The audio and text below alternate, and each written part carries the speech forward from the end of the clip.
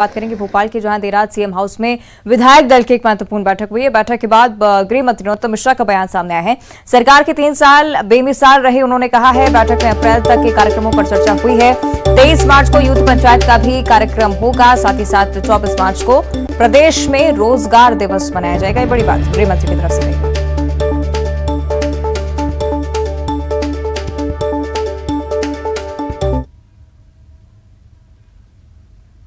सहयोगी वासु हमारे साथ लगातार जुड़े हुए हैं। वासु, कल विधायक दल की बैठक हुई, क्या कुछ उस बैठक के बाद सामने आया, विस्तार से जानकारी।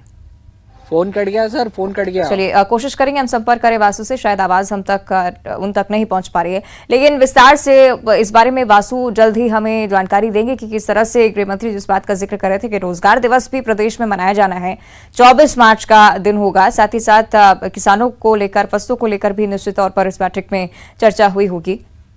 देर रात सीएम हाउस में विधायक दल की बैठक हुई थी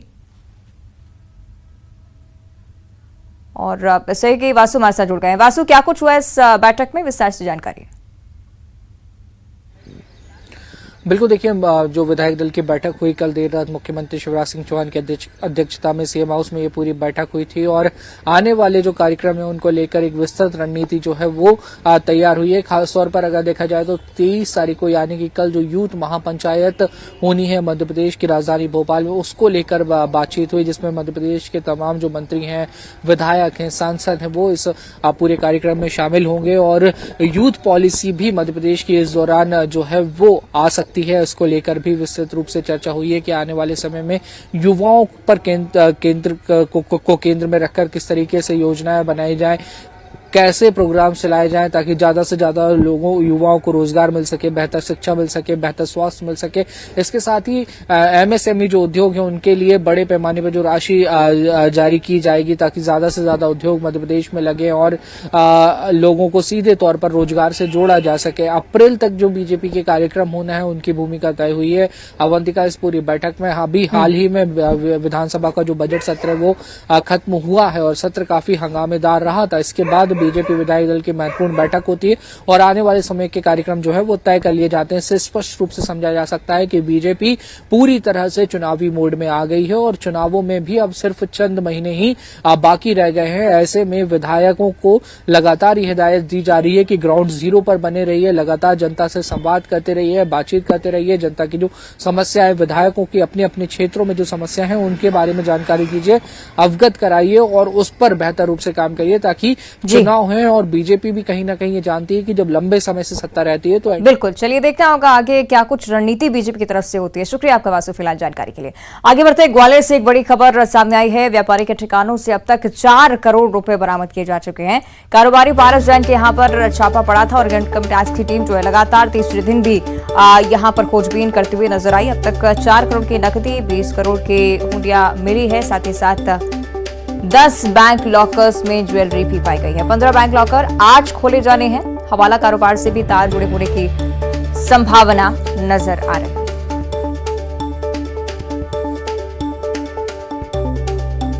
तो कारोबारी पारस जैन, जिसके ठिकाने पर लगातार इनकम टैक्स की जो टीम है दस्तावेज खंगालने में जुटी हुई। सहयोगी सुशील हमारे साथ फोन लाइन पर जुड़ रहे हैं। सुशील, क्या कुछ अपडेट इस पूरी कार्रवाई को लेकर? के खिलाफ जो इनकम टैक्स की रेड का मामला है वो आज लगातार तीसरे दिन भी इनकम टैक्स की रेड जारी रहेगी और आज जो है इनके जो 15 बैंक लॉकर है वो खोले जाएंगे, क्योंकि कल 10 बैंक लॉकर खोले गए थे जिनमें बड़ी मात्रा में ज्वेलरी मिली थी। इसके अलावा इनके पास 20 करोड़ रुपए के लगभग की हुंडियां मिली हैं, 4 करोड़ की नकदी मिल चुकी है। इसके साथ ही इनके जो सहयोगी है उनके जो दस्तावेज मिले हैं उसमें नकदी लेन देन का बड़ी मात्रा में सबूत मिले हैं। इसके आधार पर यह भी आशंका है कि हवाला कारोबार से भी पारस जैन जो कारोबारी है इनका लिंक नजर आ रहा है। इसमें भी आयकर की टीमें लगातार पूछताछ कर रही है। आज जो 15 बैंक लॉकर खोले जाएंगे उनमें भी कई और महत्वपूर्ण दस्तावेज के साथ ही यहाँ ज्वेलरी सहित अन्य सामान मिलने की उम्मीद है। तो बड़ा मामला है, लगातार तीसरे दिन ये रेड चल रही है और शाम तक आज भी जारी रहेगी। चलिए देखना होगा क्या कुछ खुलासे आगे होते हैं। शुक्रिया आपका सुशील जानकारी के लिए। आगे बढ़ते हैं और अब बात करेंगे दुर्ग की। एटीएम काटते 3 आरोपी गिरफ्तार हो चुके हैं। एचडीएफसी बैंक कुम्हारी की ये घटना है। पकड़े गए सभी आरोपी बालाघाट के रहने वाले बताए जा रहे हैं। बिना नंबर प्लेट की गाड़ी से आरोपी यहां पर पहुंचे थे। कुम्हारी थाना क्षेत्र की ये पूरी घटना है। सहयोगी मिथिलेश हमारे साथ फोन लाइन पर जुड़ रहे हैं। मिथिलेश, क्या जानकारी इस वारदात को लेकर? उनका एक बहुत बड़ी सफलता मान जा सकती है दुर्ग पुलिस को मिली है, जिसमें एटीएम काटने के दौरान जो है आरोपी पकड़े गए हैं। पुलिस को रात करीब 2 बजे सूचना मिली थी कि कुछ लोग बैंक के अंदर घुसे हुए हैं और एटीएम छेड़छाड़ कर रहे हैं। पुलिस ने वहां पे तत्काल पहुंची और रेड कार्रवाई की। 3 आरोपी पकड़े गए हैं और उनको रंगे हाथों पकड़ा गया है। उनके पास से कई सामान जब्त किए गए हैं। जो अभी तक की जानकारी ये प्राप्त हुई है कि जो आरोपी पकड़े गए हैं वो पूर्व में भी इस तरह की घटनाओं को अंजाम दे चुके हैं और जेल भी जा चुके हैं। तो फिलहाल पुलिस ने आरोपियों को पकड़ लिया है। महाराष्ट्र के रहने वाले हैं ये, उनके खिलाफ में उचित कार्रवाई की जा रही है। हो सकता है कि आज इस पूरे मामले का खुलासा किया जाएगा। ठीक है, शुक्रिया आपका मिथिलेश। आगे बढ़ते हैं और अब अगली खबर पेंड्रा से है। राशन दुकान में बंट रहा है अमानक चावल। ये जानकारी सामने आई है। प्लास्टिक वाला चावल बांटने का आरोप लगाया जा रहा है। पानी में डालते ही चावल ऊपर आ जाता है। मिलरों पर चावल में मिलावट करने का ये आरोप लगाया जा रहा है। प्लास्टिक मिला चावल खाने से ग्रामीण भी डरे हुए हैं। ग्रामीणों ने पंचायत प्रतिनिधियों को इस पूरे मामले की जानकारी दी।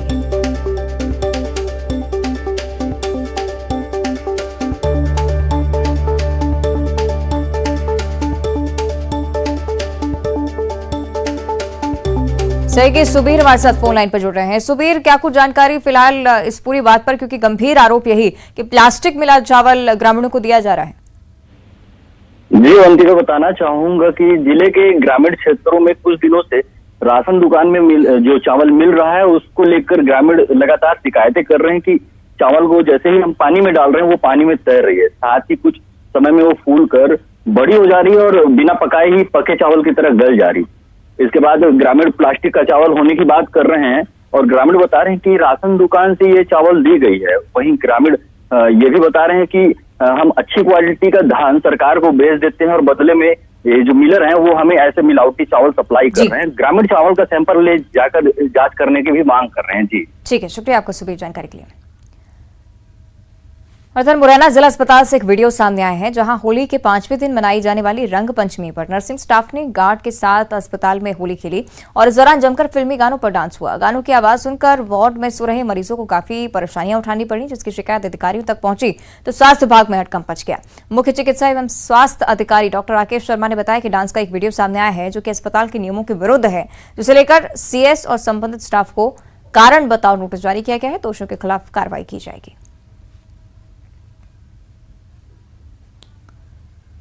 इधर सीधी के दुबरी संजय टाइगर रिजर्व से रोमांचक तस्वीरें सामने आई हैं। यहां पर एक बाघ चहलकदमी करते हुए देखा गया है। पर्यटकों ने इस नजारे को अपने कैमरे में कैद किया, जो कि खूब वायरल हो रहा है। तो ये तस्वीरें आपको दिखा रहे हैं सीधी से, जहां जंगल में टाइगर के चहलकदमी पर्यटक ने अपने मोबाइल कैमरे में रिकॉर्ड की, जो कि सोशल मीडिया पर लगातार चर्चा का विषय बनी हुई है। रोमांचक तस्वीरें संजय टाइगर